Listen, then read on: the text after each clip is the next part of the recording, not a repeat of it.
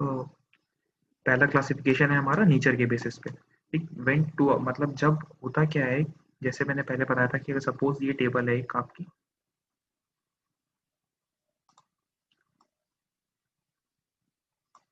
और उसके ऊपर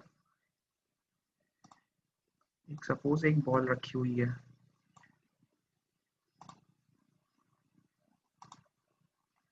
what will happen is this ball having some mass, it will exert this weight on the table.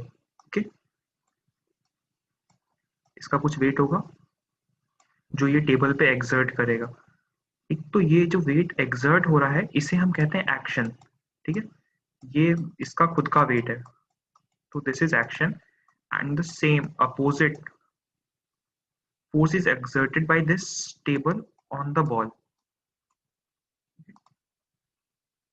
एक table भी एक अपोजिट फोर्स एक्सर्ट करेगा इस बॉल पे। ठीक है, उसको कहते हैं हम रिएक्शन। ठीक है, दिस इसका जो मैग्नीट्यूड होगा वो इसके वेट के इक्वल ही होगा,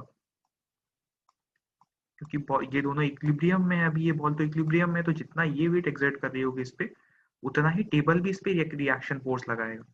ठीक है, तो जो फर्स्ट फोर्स होता है जो बॉडी एक्सर्ट करती है उसे हम एक्शन कहते हैं, और जो सेकेंड ऑब्जेक्ट होता है वो फर्स्ट बॉडी पे अप्लाई करता है उसे हम रिएक्शन कहते हैं।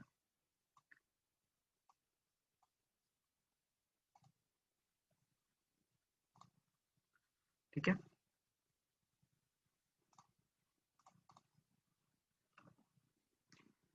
और यहाँ पे वही चेक करते हैं। देखो, जैसे बलून के अंदर अगर हमने एयर फिल कर दी एंड सडनली इसका वॉल्व हमने अगर जहाँ ओपनिंग थी उसको रिलीज किया, जो अंदर की एयर होगी वो रिलीज होगी डाउनवर्ड डायरेक्शन में। ठीक है, तो उसका ये एक्शन हुआ, एयर जब रश आउट, मतलब ये इसका एक्शन है।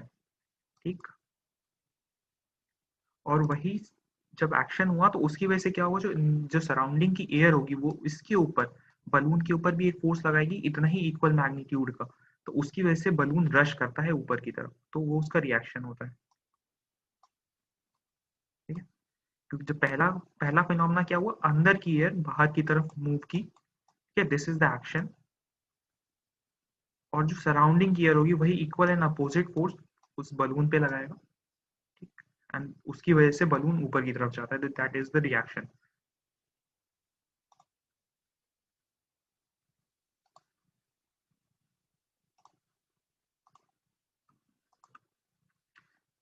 यहीं से हमारा फिर न्यूटन का थर्ड लॉ आता है। अभी तक हमने दो लॉ चेक किए थे।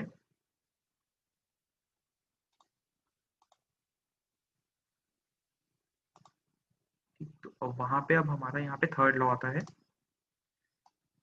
Newton's third law of motion.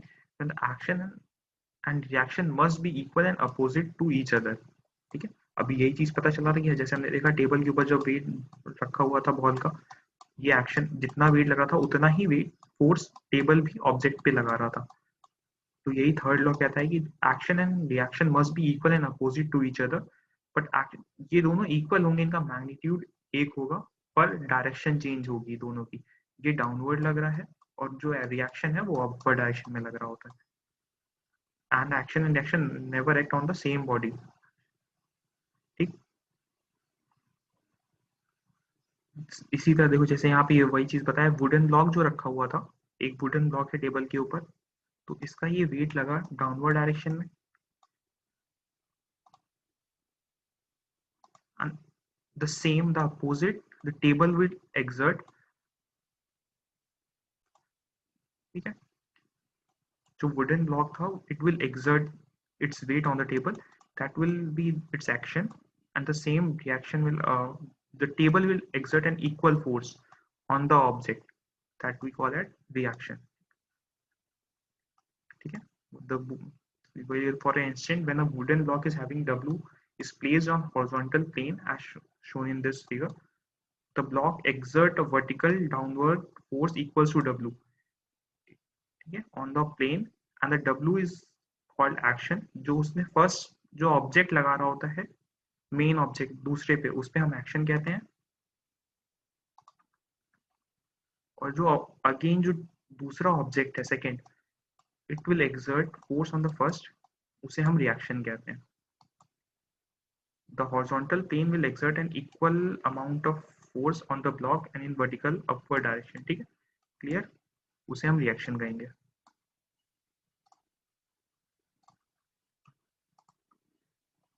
अब हम देखेंगे classification of force based on dimension.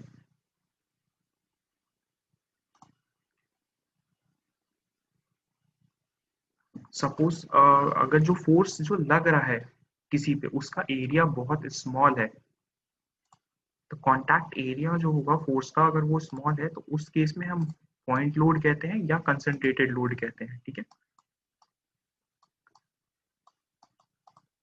Concentrated force और पॉइंट फोर्स. जो कॉन्टैक्ट एरिया है, जो फोर्स लग रहा है, जो भी बॉडी लगा रही है, उसका अगर एरिया बहुत स्मॉल है, नेग्लिजिबल, ऑलमोस्ट बहुत ही कम है, ठीक है, कंपेयर्स टू अदर किसी मतलब जो बड़ी चीज है उसके कंपेयर में, जैसे जो अब जिस पे लग रहा है उसके कंपेयर में अगर इसका एरिया बहुत स्मॉल है तो इसे हम कंसंट्रेटेड फोर्स कहते हैं.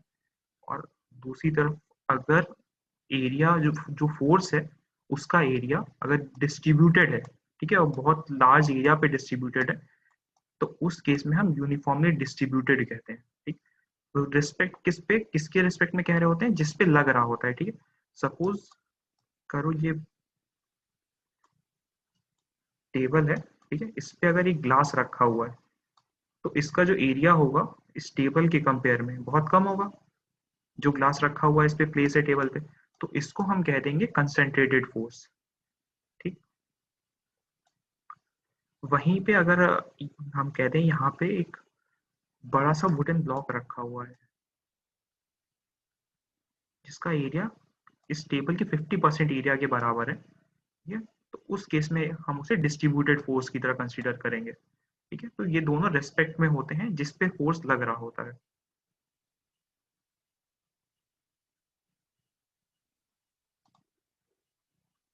ठीक, क्लियर ये दो चीजें, मतलब कंसंट्रेटेड फोर्स और डिस्ट्रीब्यूटेड फोर्स तब होगा, मतलब जब अगर रिस्पेक्ट में जिस ऑब्जेक्ट पे लग रहा होता है उसका एरिया, अगर फोर्स लगाने वाले का एरिया बहुत कम है तो उसे हम कंसंट्रेटेड फोर्स कहेंगे. On the other hand, if the area of the object, main object, is comparatively more, then we call as distributed force.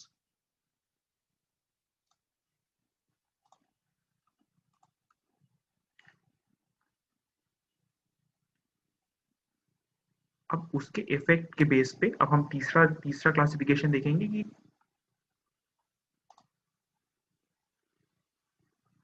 Prince, एक मिनट,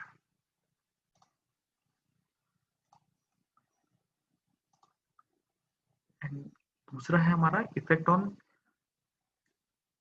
अब तीसरा क्लासिफिकेशन करेंगे हम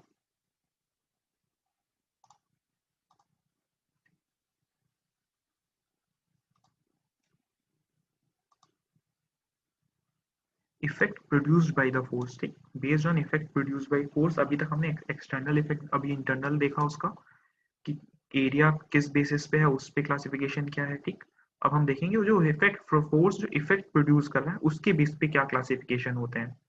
ठीक है, एक्सटर्नल फोर्स. एक्सटर्नल फोर्स ऐसे मानो, this is some object, when the force is applied on this object externally, जब हम एक्सटर्नल अप्लाई कर रहे होते हैं ऑन अ बॉडी, तो उसे हम एक्सटर्नल फोर्स कहते हैं. उसकी वजह से एक्सटर्नल इफेक्ट्स आते हैं. ठीक है, एक्सटर्नल इफेक्ट्स का मतलब क्या, जैसे अभी तक इसकी लेंथ एल थी, अब आपने फोर्स लगाया तो उसकी वजह से इसकी लेंथ इंक्रीज करेगी. This is delta L, change उसके अंदर इतने का चेंज आया, डेल्टा एल, तो इसका शेप अब चेंज हो जाएगा. तो इस एक्सटर्नल फोर्स की वजह से इसमें एक्सटर्नल इफेक्ट्स आए, इसकी लेंथ इंक्रीज कर गई, तो उसे हम एक्सटर्नल फोर्स कहेंगे. ठीक है,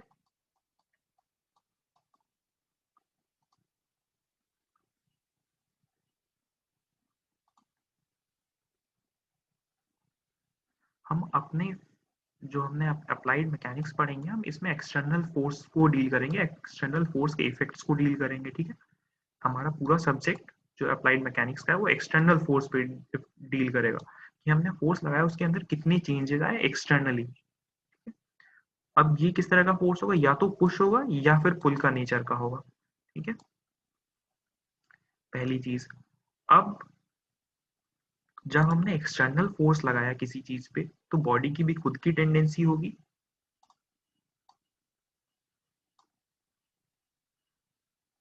ठीक है, बॉडी की अगर हमने एक्सटर्नल फोर्स लगाया किसी भी बॉडी पे तो उसकी खुद की टेंडेंसी होती है कि वो उस फोर्स को रेजिस्ट करे। ठीक है, कोई अपने अंदर डिफॉर्मेशन तो पर, अगर कोई भी चीज अगर आप पे लगाई जाएगी तो आप उसको रेजिस्ट करोगे ना पहले, ये चीज मुझे नहीं करनी है। तो उसी तरह बॉडी भी होती है, तो वो भी कहती है अगर मेरे पे कोई भी इफेक्ट लगाया गया तो मैं आसानी से इसको होने नहीं दूंगी।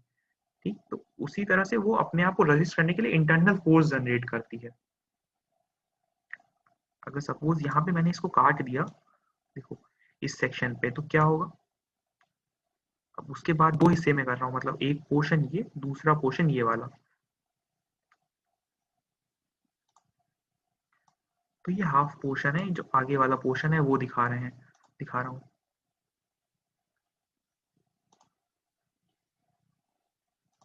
ठीक, देखो अब ये एक्सटर्नल इफेक्ट था, ये एक्सटर्नल फोर्स लगा किसी बॉडी पे, हमने क्रॉस सेक्शन यहाँ से काटा एक्स एक्स पे।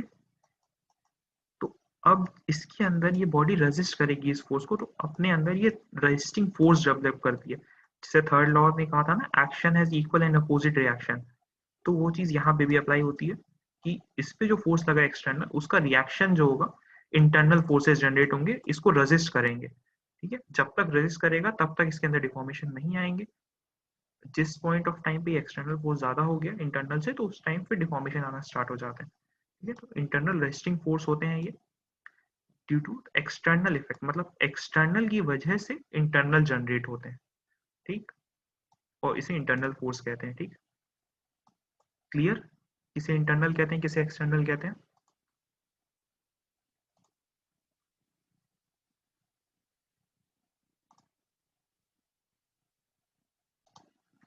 ठीक, दो तरीके के फोर्सेस होंगे। ठीक है, अभी तक हमने देखा कि अब हम ये देखेंगे कि बॉडी पे इफेक्ट किस तरह का हो रहा है, उसके बेसिस पे क्लासिफिकेशन कराया गया है ये। सपोज करो कोई भी अगर बॉडी है, तो अगर उस पे फोर्स लगाने की वजह से उसका लेंथ इंक्रीज हो रहा होता है, ठीक, उसको पुल करने की कोशिश की जा रही होती है बॉडी को, टेंडेंसी होती है उस फोर्स की वजह से उस बॉडी पे पुलिंग की टेंडेंसी आती है, तो इस केस में हम उसे टेंसाइल फोर्स कहते हैं। ठीक है, टेंसाइल फोर्स वो उस टाइप का फोर्स होता है जब हम बॉडी पे लगाएं तो बॉडी में स्ट्रेचिंग हो। ठीक, ऐसे समझो। ठीक, जब किसी भी बॉडी पे हमने फोर्स लगाया तो उसकी वजह से स्ट्रेचिंग होगी उस बॉडी में, तो उसे हम टेंसाइल फोर्स कहते हैं। ठीक, देखो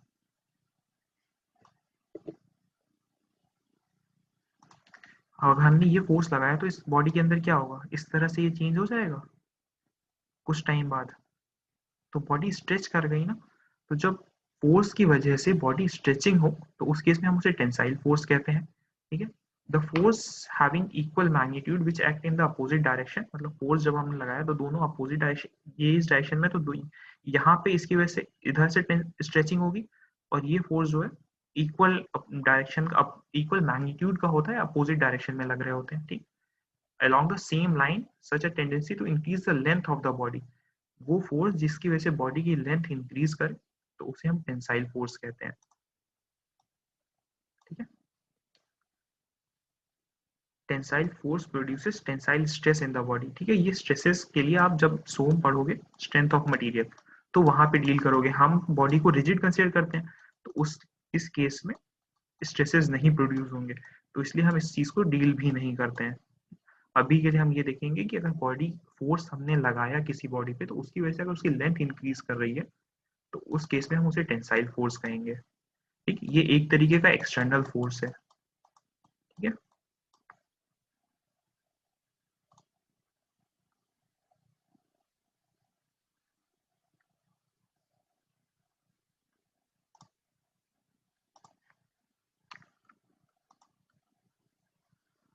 उसी का अपोजिट होता है when the force is applied on the body in such a way that its length contracted. तो जब हमने पहला फोर्स बताया, जब उसकी लेंथ इंक्रीज करेगी तो उस केस में हम उसे टेंसाइल फोर्स कहेंगे, ठीक है। और अगर बॉडी पे हमने फोर्स लगाया तो उसकी वजह से उसमें कॉन्ट्रैक्शन आया, तो उस केस को हम कंप्रेसिव फोर्स कहेंगे।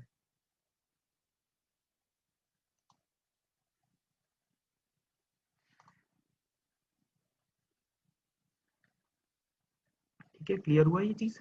जब हमने पहली बार बताया बोला, जब हमने फोर्स लगाया बॉडी के ऊपर और उसकी वजह से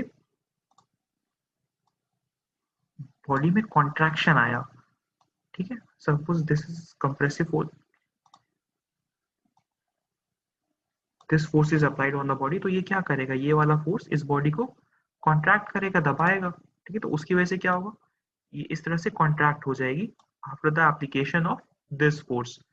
तो इस फोर्स को हम कंप्रेसिव फोर्स कहेंगे, ठीक। दो तरीके के फोर्स, पहला क्या हुआ, टेंसाइल फोर्स। टेंसाइल फोर्स क्या हुआ, जब हमने किसी भी बॉडी पे फोर्स लगाया और उसकी वजह से उसकी लेंथ में इंक्रीज हुआ, ठीक है, ऐसा फोर्स जिसकी वजह से बॉडी के लेंथ में इंक्रीज हुआ, तो उसे हमने क्या कहा, टेंसाइल फोर्स। ऐसा फोर्स जिसकी वजह से बॉडी के लेंथ में कॉन्ट्रैक्शन हुआ, तो उसको हमने कहा कंप्रेसिव फोर्स, ठीक है। दोनों चीज क्लियर हुई?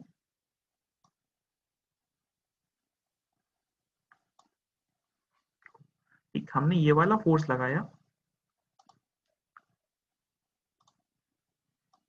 ये फोर्स पहले लगाया, तो उसकी वजह से बॉडी की लेंथ में इंक्रीज हुआ, ठीक है। पहली एल लेंथ की थी, अब क्या हो गया, L plus some value x, x value का इंक्रीज हो गया, ठीक। तो उसे हमने कहा टेंसाइल फोर्स, ठीक है। और उस अगर सपोज कोई बॉडी है उसके अंदर हमने दिस इज एफ फोर्स लगाया, तो उसकी वजह से इस बॉडी के लेंथ में पहले इनिशियल लेंथ थी एल,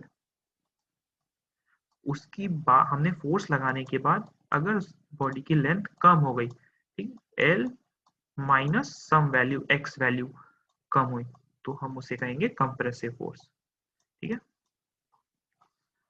सबसे बेस्ट एग्जांपल के लिए देख लो, रबर जो होती है आपकी स्कूल में यूज करते हो, ठीक, उसको अगर स्ट्रेच करोगे, जो यूज करते हैं हम नॉर्मल रबर यूज करते हैं, तो इसकी लेंथ इंक्रीज होती है।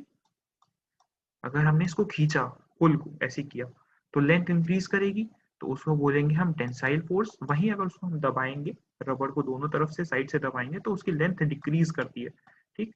तो जब लेंथ डिक्रीज करेगी तो उस फोर्स को हम कहेंगे कंप्रेसिव फोर्स, ठीक। क्लियर हो गया?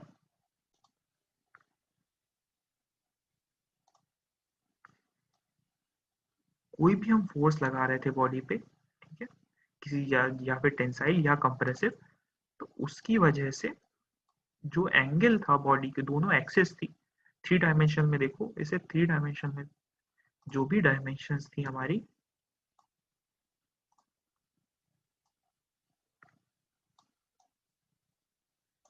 ठीक, फोर्स लगाया हमने यहाँ पे, तो इस पे एक्स एक्सिस और ये वाई एक्सिस दोनों के बीच में एंगल 90 डिग्री ही रह रहा था, ठीक है, इनके अंदर डिफॉर्मेशन नहीं आ रही थी। पर ऐसा फोर्स जिसकी वजह से दोनों एक्सिस में डिफॉर्मेशन आए, ठीक, कोई भी इस तरह का फोर्स जब हम लगाएं, तो जो एक्सिस हो उसके अंदर डिफॉर्मेशन आ जाए, फोर्स लगाया हमने एफ फोर्स, तो उसकी वजह से ये वाली ऊपर वाली एक्सिस मूव कर गई relative to this axis, angle का डिफॉर्मेशन आ जाए यहाँ पे, तो उस केस में हम इसे शीयरिंग फोर्स कहते हैं, ठीक है। शीयर डिफॉर्मेशन होते हैं इसके अंदर। अभी तक एंगल क्या था, 90 डिग्री ही चल रहा था, पर हमने अगर फोर्स लगाया इस सरफेस पे, यहाँ पे लगाया, तो उसकी वजह से क्या होगा, ये सरफेस आगे की तरफ मूव कर जाएगा इसके रेस्पेक्ट में, ठीक है। इस पे देखो, अगर जैसे हमने यहाँ फोर्स लगाया, अभी तक हम क्या लगा रहे थे, इस वाली एक्सिस पे फोर्स लगा रहे थे यहाँ पे, तो उसकी वजह से क्या हो रहा था, लेंथ में चेंजेस आ रहे थे। पर अगर हमने टॉप वाली सरफेस पे फोर्स लगाया, तो उसकी वजह से क्या होगा, जो टॉप वाली सरफेस होगी, जो बॉटम सरफेस के रिलेटिव में मूव कर जाएगी। नीचे वाली सरफेस तो यही है, ऊपर वाली अब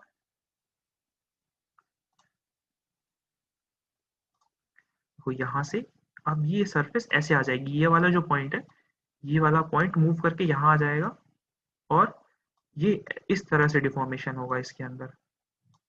क्लियर? तो जब एक सरफेस दूसरे सरफेस के रिस्पेक्ट में मूव कर जाए तो उस केस में हम शीयर फोर्स कहते हैं।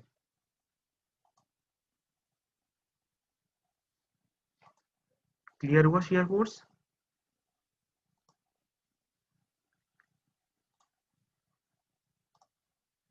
एक बार और रिपीट करता हूँ।